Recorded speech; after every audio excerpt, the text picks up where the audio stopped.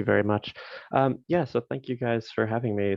It's a pleasure to wake up early to come, to come present to you guys. Yeah, as you said, my name is Gliganic. I'm a research fellow at the University of Wollongong. Um, we I'm in the southern hemisphere, but I'll be talking about a site we worked on in Tibet actually. So sticking with the dry land aspect at least. Yeah, so what I'm going to be talking about today is the direct dating of rock surfaces effectively using luminescence. So I'm not sure what the luminescence background is, I kind of have a little bit of assumed knowledge of luminescence dating built into the talk, but if I'm going too fast or something, please just interrupt me and ask any questions you want.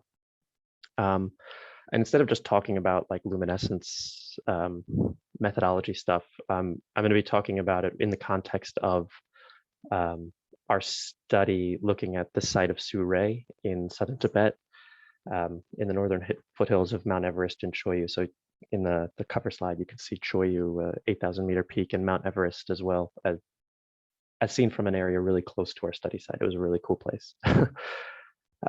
Anyway, this work that we were doing over the course of the last 7 years or so involved 2 trips to Tibet, tons of environmental data, classical geomorphology, site formation stuff as well. But I'm going to be running through all of that and focusing on the work we did developing and applying the luminescence-based dating techniques that we ended up using to date a lithic quarry and artifact scatter site at Suray. Let's see. There we go. Okay, so just quickly, our investigation area is situated to the north of Mount Everest in Choyo Massif in southern Tibet. It's within the Tingri Graben, which extends from the base of Choyu up to Lao Tingri. The Tingri Graben is a large alluvial plain that's filled with quaternary sediment derived from glaciers from the high Himalaya. And I just say that because it's a really significant sediment source for our site. And Suray itself is located on a south-facing hillside on the eastern side of the Graben. Today, the landscape has no trees or shrubs at all. It's just covered in grasses. It's quite dry. When we arrived for the first field season, what we found was a quartzitic sandstone lithic quarry and artifact scatter site. The site is located directly north of a braided gravel river with a wetland area just at the foot of the hill within the little alluvial plain. The quarry and artifact scatter site themselves are located on a small shoulder of the larger hillside, and they comprise quartzite boulders that have flake scars on them. So they were what was being quarried, as well as quartzite cores and flakes. Most of the flakes are large primary decortication flakes, which often had their dorsal surfaces fully covered in cortex. There were also lots of pottery sherds scattered across the landscape. So again, I'm just going to kind of run through the landscape reconstruction stuff, but it's important just to get a bit of a context. And if you want more information, we've got a QSR paper from 2020, if you want to follow any of it up. But just for the quick summary, we have evidence for terminal Pleistocene and LGM permafrost and periglacial conditions. Lots of ice wedges and cryoturbation in these outcrops. In a bunch of different sedimentary sections. And effectively what we see evidence for is valley floor aggradation and no evidence for archaeology in these Pleistocene units. For the mid-Holocene units, around 6.7 Ka, across the landscape, we see a Paleosol formation, and the basal unit of this Paleosol was rich in organics, or rich for this context in organics. The pollen and polymorph data show that the vegetation was characteristic of much wetter conditions, very, very different from today. So we could recover glomospores and fern spores, but most notably Picea pollen and also conifer wood fragments, which of course suggests that there were pine trees in the area during the mid-Holocene, which, considering the lack of vegetation today, really indicates a very, very different vegetation regime. The rest of the mid-Holocene units, so above this basal unit, are sandy and silty, and indicate that soil formation was taking place while sediment was gradually accumulating on the hill slopes. Again, this makes sense in the context of increased vegetation cover, which would have trapped sediments being blown out from the adjacent floodplains. Pretty much, or many of the artifacts, most of the artifacts were found stratigraphically within or on top of these mid-Holocene paleosols. Above or separating the mid-Holocene units from the late Holocene units, there's a sharp erosional boundary. And above this, dating to about 500, 600 years ago, we have a lot of evidence for slope wash deposits and debris flows and a large aeolian cover sheet. This indicates a shift to really unstable and fast changing conditions, like landscape degradation, unstable landscape conditions. 500, 600 years ago. Okay, so that is the sprint through the landscape side. And so now we're going to talk about the archaeology. So we know we're looking at Holocene archaeology, but we could try to do better. And what were our archaeological markers? Broadly speaking, we had the pottery sherds, and we had the quartzite lithic quarry and artifact scatter site. And with the artifact scatter site, again, what we have as evidence for human occupation are the negative flake scars on the boulders, as well as the lithic flakes scattered around the landscape. The pottery sherds were easy enough to date. We used a standard infrared stimulated luminescence approach to date the pottery. It was fired between 500 and 900 years ago. Okay, nothing special there. But then the question is, how do we try to date artifacts that aren't buried, right? So date them on the surface and these negative flake scars. And this is now where we're going to get into a discussion of luminescence a bit. I'll try to keep it light, but we need to go through it a bit. So first up, we have classical sedimentary optically stimulated luminescence burial dating.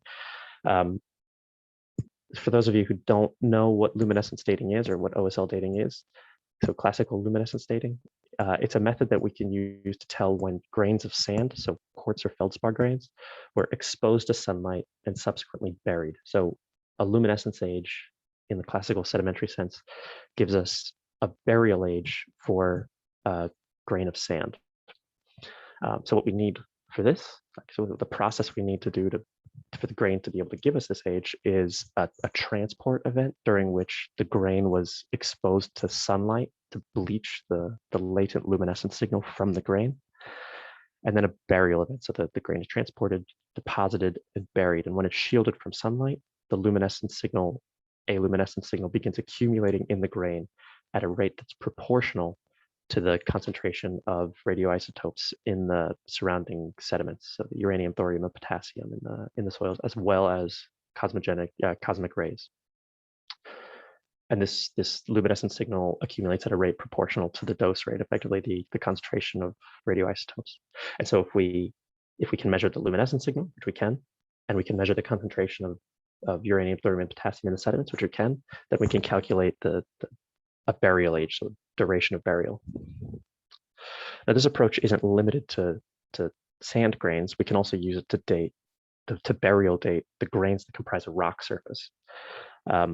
So in this case, it's the same concept. We've got a rock surface that's exposed to sunlight, thereby bleaching the grains that comprise that surface.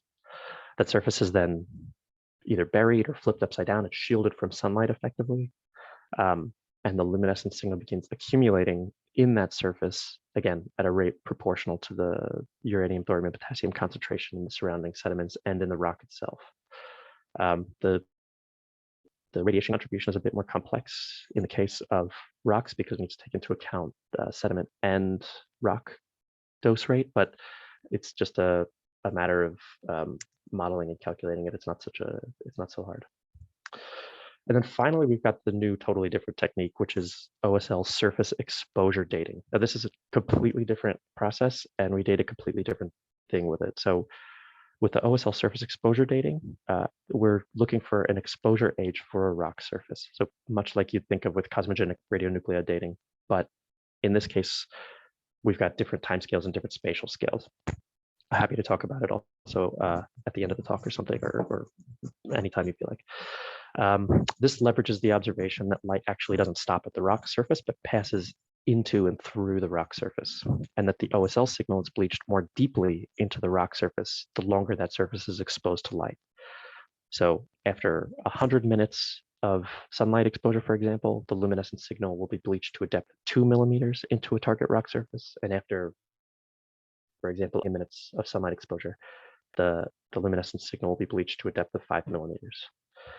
So using this approach, we can tell for how long a given rock surface has been exposed to sunlight once we can calibrate the bleaching rate for a given rock type using known age samples in that place. And we'll talk about that a little bit more right now.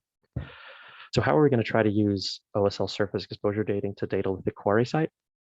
Well, the evidence for human presence at the quarry site, as I said, is a negative flake scar on the bedrock. And what is a negative flake scar except a newly exposed rock surface that we can try to date with the OSL surface dating approach? So in this case, the schematic, the idea for how it would work, the process is that a napper would come along to the quarry site. They would then remove a flake from the outcrop, and in the removal of the flake, they create a new surface, which is now exposed to sunlight for the first time, and the luminescent signal begins to be bleached into that rock surface at a specific rate that's predictable. We can then come along, collect that flake scar, bring it back to the lab, measure it, and then we can come back a year later and sample our sampling scar. So collect the scar that we created by collecting flake scar, which gives us a precisely known age calibration surface with which to calibrate the age for the negative flake scar. And that's the approach that we used at Surrey in Tibet. So how do we actually do this? What's involved in the preparation and whatnot? Well, in the lab, we bring our surface back to the lab. We drill a core about 10 millimeter diameter, 30-ish millimeters in length, perpendicular into the target rock surface. We slice our core in 1 millimeter increments using a precision low-speed saw. So now we have slices as a function of depth into our target rock surface. We can then measure the luminescent signal from each slice and then use those signals to construct an OSL depth profile into the target rock surface. So this graph at the bottom here is something we're going to be looking at a little bit, and it's so we'll just walk through it really quickly. What we have on the x-axis is effectively depth into the rock surface. So, the 0 would be the surface of the rock, and then 40 millimeters is 40 millimeters into the rock surface. And what we have on the y-axis is the luminescent signal, effectively normalized to the saturation luminescent signal of the grains within the rock surface. So, so on the y-axis, 0 is no luminescent signal, a completely bleached grain or surface, and 1 is a completely saturated luminescent signal. So you can see what's important is where this bleaching front is in terms of depth into the rock surface, and that's what really tells us, how deeply the rock has been bleached, or the luminescent signal has been bleached. So we can then model our OSL depth profile data. We use the model of Reza Sobhati from his 2012 Journal of Geophysical Research paper. And then by comparing the model data to the calibrated known surface age data, we can calculate an age for our unknown age target sample. We performed some proof of concept experiments, obviously, to show that this works in the laboratory. So in this case, we bleached a bunch of surfaces using a solar simulator for precisely known durations, and then did the whole drilling and slicing and measuring routine. And then we showed that we could use the known age surface. So we would treat each subsample as an unknown, and then we showed that we could accurately reproduce the ages with the other known age samples. We lay it out in our 2020, I should say, quaternary geochronology paper. Needless to say, it's a proof of concept experiment. It shows that under laboratory conditions, we can get the right number. Okay, so with that sorted, we collected our first batch of flake scars in our first field season. We then returned to collect those sampling scars in our second field season, which was 1.5 years later. Unfortunately, only one of our samples ended up yielding an age. Lots of potential reasons, problems why. but we were able to use our 1.5-year-old calibration sample to calibrate and date our flake scar, which gave an age of 117 years old, which is remarkably young and doesn't really tell us much about prehistoric occupation, and it's questionable and not likely that it reflects the actual time of quarry use. But looking at the OSL depth profile data recently, we kind of are thinking that potentially this specific boulder was actually buried more recently for a couple of reasons. Things we can see in the OSL depth. Anyway, it's a work in progress. But that leaves us with needing to really rely on trying to figure out how to date the surface artifacts in our at our scatter site. So how are we going to try to do that?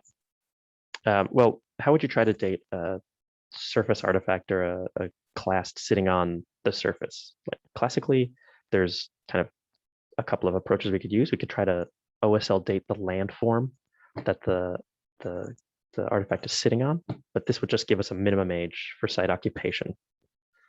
We could try to cosmogenically radionuclide date the lithic artifact itself, but this, again, would just give a maximum age, and it's got all kinds of problems with pre-exposure inheritance and whatnot. But what we can do is use an OSL burial dating approach on the underside, so the buried side of the scattered artifacts, assuming the artifacts are an appropriate lithology. In this case, if the artifact is shielded from sunlight, it should be accumulating a luminescent signal. So here we've got just a quick schematic of the approach that we use. Top row is like a pictorial representation that corresponds to the bottom row, which is a schematic of what's going on with the luminescence signal. So so the blue in this case is the luminescence signal, and where it turns gray is where the signal's been bleached, corresponding to the surfaces in the upper pictures. So effectively, the model we're working with is that once an artifact was created, it's being handled and flipped around in such a way that the entire surface would be bleached by sunlight. This would remove the latent luminescence signal from all of the surfaces of the flake. Once that artifact is discarded, however, the underside, well, once the artifact is discarded, I should say the upper side, so the subaerially exposed side, is still going to continue to be bleached from above. But the underside, so the bottom, the bit that's touching the ground, getting embedded in the ground really, is going to begin to accumulate a burial signal, just like in classical OSL sedimentary burial dating. And this is the signal that we're targeting to date artifact discard at the Surrey artifact scatter. So first things first, how we needed to collect our samples in a light safe way out in the field. So we brought an opaque tarp with us that we crawl under to create a little mobile, lightweight, light-proof space. We used our red light head torches to inspect potential artifacts, and then if they were indeed suitable, we collected them as well as sediment from underneath them for transport back to the laboratory, where we photographed them and described them and drilled them, and they were sketched and whatnot. I think I'm running pretty low on time, so I'm going to just skip over this. This slide just shows, though, that we converted some of our experimental and as well the data from the quarry samples to be DE data, and it just shows that there's no residual and that the samples are well bleached effectively by sunlight, or can be well bleached by sunlight. Again, sorry, it's in the QG paper if you want to check it out. It's also in our Science Advances paper from this year. So anyway, we brought the artifacts back to the lab, drilled, sliced, and measured each slice to create DE depth profiles into the buried rock surfaces. Then we needed to account for the complex dosimetry. So we measured the radionuclide concentrations in sediment from below the artifacts. We measured the radionuclide concentrations from all of the artifacts themselves. And then we could model the different spatially relevant dose rate data effectively to create a spatially resolved dose rate for into the rock surface, so for each slice. Anyway, again, we modeled and calculated this, and details are in our Science Advances paper. So, all right, sorry, I feel like I ran through that. So using the spatially resolved dose rate data and our spatially resolved DE depth profile data, we could calculate age depth profiles, so spatially resolved ages into each artifact. we plotted the ages versus depth of the artifact, and then we looked for age plateaus in each core that would allow us to identify well-bleached, whether the artifacts were well-bleached, and as well give us robust burial ages for each artifact, so at least self-consistent burial ages. Within our broad data, we found clusters of ages. So we had 3 ages that were mid-Holocene, 2 ages that were 2.4 Ka, and 2 ages that were about 500 years old. Just as a little side, what's interesting about this method as well is that it allows you to see more complex burial and exposure histories of individual clasts. So, for example, tin 36 actually had 2 age plateaus, which indicated that the clast was buried 5.2 Ka, 5.2 thousand years ago, and then was subsequently re-exposed and then reburied at 2.4 Ka. So we could actually reconstruct multiple phases of transport and deposition from a single clast. Also, tin 54 showed us it had a more complex burial history in that it's being bleached from above, which makes sense because it's the thinnest artifact. And so how do these ages fit within the context of our site? Well, just really quickly, I'm going to rush through this. Again, no human signature during the Pleistocene or in the Pleistocene units. Mid-Holocene, it's interesting, right? This is the nicest phase, vegetation, wetter environment. Seems like a time people would want to be there. And look, we have evidence for people using the quarry site right in this nicest phase, using the quarry site, discarding the artifacts. Then the next phase, we have the next significant phase is this 400-year-old phase, which we can interpret in 2 ways. But we think it's unlikely that people were actually exploiting the quarry 400 years ago. This doesn't really make sense with historical records. What's much more likely is that the 400-year-old artifact ages reflect the most recent time that these artifacts were re-exposed to sunlight and then subsequently buried. This interpretation of the archaeological data fits with the paleoenvironmental evidence, which shows that right at this time, 400 to 600 years ago, there was extensive landscape instability and degradation. So sediments were moving around in these debris flows and deflation episodes. And so that fits with the interpretation of these ages from the artifacts. In this scenario, the 400-year-old artifact would have been shielded by some overburden, which was eventually excavated during this period of landscape instability before the artifacts were redeposited somewhere 400 years ago.